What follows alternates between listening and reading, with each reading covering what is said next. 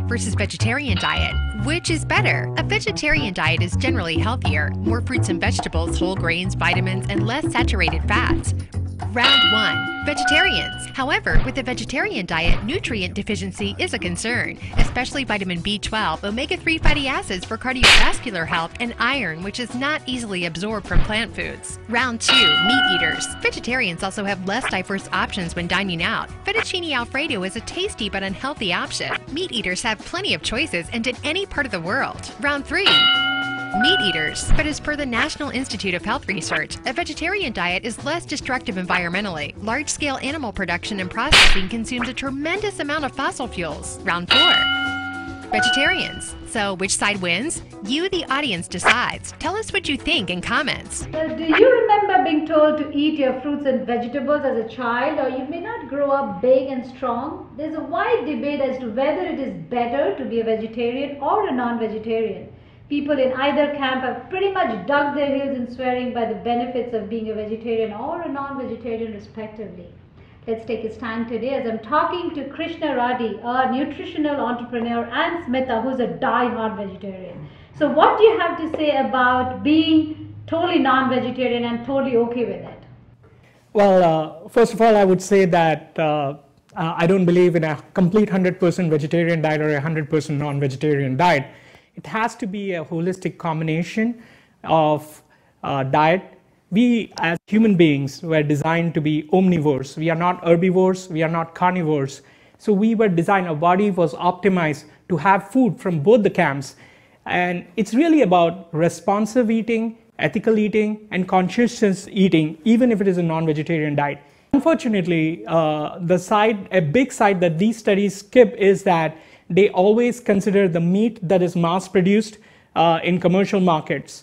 What I have always promoted is that the meat that you should eat should not be mass-produced. If you are going to process your meat with insecticides, pesticides, hormones, and you consume that mass-produced meat, you're bound to have diseases and problems, not just by the virtue that it is meat, it is non-vegetarian, but by the virtue it is of how it is produced and processed. You will have similar problems if you just ate corn your entire life. So Smita, you have been a vegetarian all your life and you've never touched meat. Is it religious for you, or are you looking at the health benefits? Growing up, the reason was religious, but now I have a choice, and the choice I made is because of the health benefits of eating a vegetarian plant-based diet, and there are significant advantages to it, and that's the reason I'm following it. So how are you getting your protein? Because that's the main concern. When you're vegetarian, you're constantly looking for protein sources. How are you supplementing protein sources by not having meat? So I choose dal, tofu, and peas and other proteins, and I make up for it. Krishna, what do you have to say? Dal, tofu is good enough for supplementing the... Dal, I agree. Dal is a very good source of protein. Even peas are. What we need to also consider is how much protein is bioavailable to your body. It has been proven time and again through legitimate studies that the animal protein and certain proteins like whey protein isolate have the highest bioavailability form of protein, meaning your body can easily absorb them. The nutrients can get absorbed much more easily. One thing about tofu is that it's made of soya. This is a very alternative source of protein that many vegetarians use, but soya is replete with a lot of problems and it can be downright toxic. The first problem with soya is that it can increase your estrogen level significantly, both in males and females. So you should be very moderate about your intake of soya. And the second thing is 95% of soya manufactured in the world is genetically modified.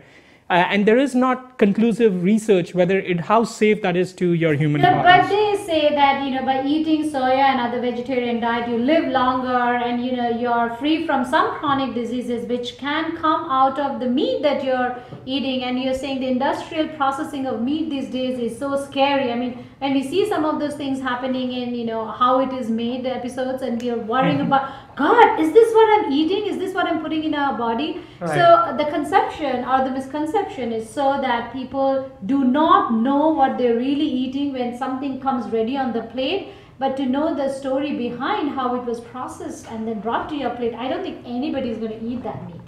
I agree. The industrial processing of meat does injustice not only to our current food production system, our food supply chain, but it also does injustice to this entire theory about non-vegetarian being bad for you.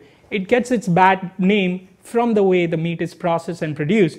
If you actually look at fossilized studies of human beings more than 500,000 years ago, it has been shown that there were none of the diseases like diabetes, heart-related diseases and cancers were literally non-existent back then, because the humans back then hunted their meat in a most non-processed natural manner, and they also had their plants, their seeds and nuts, which is exactly the kind of food that our bodies are optimized to consume.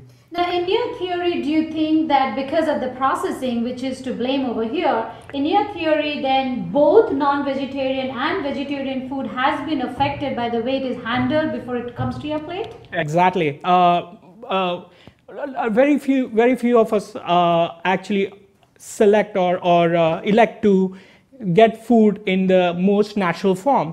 The most of the food that we get from the grocery stores, because of economic reasons, because of the convenience, is processed, both vegetarian and non-vegetarian. We have a lot of, and studies have proven that the increase in diabetes, all the affluence diseases that they call, whether it is cancer, whether it is diabetes, or whether it is heart diseases, have happened significantly more in the last 75 years when we started processing food, both vegetarian and non-vegetarian. Well, I want to ask this die-hard vegetarian something. You want to say something? I want to say something about the processing. I agree there is processing does increase in the disease levels, but by content, meat also is found to be high in saturated fat, triglycerides, and it is high in cholesterol, whereas vegetarian based diet is low in all these. And it is rich in vitamins and antioxidants. And all the disease fighting ingredients are in plant based. So even if we consider processing does add all these, but by content, by the basic content of vegetarian and non-vegetarian, content wise, you know, so vegetarian is definitely, also trying to add to that is that by eating a chunk of meat, you're reducing your vegetable intake. And that could be a reason why you're not getting most of the nutrients that come from vegetables and fruits, like they used to say, you know, if your grandma didn't know something, don't eat it. So grandma was eating all of that. So by the fact that I'm eating a chunk of meat, I'm reducing my green intake, right? Also, what do you have to say to people who are vegetarian or non-vegetarian now and want to transfer to being a vegetarian? What do you have to say to them? I mean, why should one choose to become vegetarian if it was not psychological? So it's healthier. So it's, as I said before, it's lower in saturated fat, cholesterol, and higher in vitamins and minerals, antioxidants, and potassium and magnesium, other essential ingredients as well. And meat is known to be it's disease-causing food, you know, because of the higher content of all these things. So, and also life expectancy also. It's known that people who are vegetarians live 9.5 years longer than their meat counterparts. So I think with regards to everything in all these years, it's a long time. I would want to live 9.5 years more. I would love to live 9.5 years more so that I can eat more meat. But I mean, some of what Smita is saying is absolutely right, and I definitely advocate having vegetables and plants that are rich in antioxidants in your diet, in your balanced diet. But this is not true that meat is ridden with diseases of, you know, high cholesterol and fat-inducing diseases, those kind of things, because when you strip down to regular grass-fed beef, they have done studies all over where it has been proven that grass-fed beef, in fact, lowers your LDL, your bad cholesterol, increases your HDL, your good cholesterol. And the triglyceride to HDL ratio is in fact much better when you eat grass-fed beef or when you have a organic free-range chicken, for example. So those things need to be kept in mind. We have to look at this issue from both the sides and have to have an open mind about what kind of meat we are eating. Well, it's very interesting you mentioned grass-fed beef. I always found it such an oxymoron. I'm eating meat, but I'm worried about what the meat ate. Yes. and you should be, and that's a very good thinking you And should why? have. I mean, I'm eating meat at the first place. Why do I have a problem with my meat eating another meat?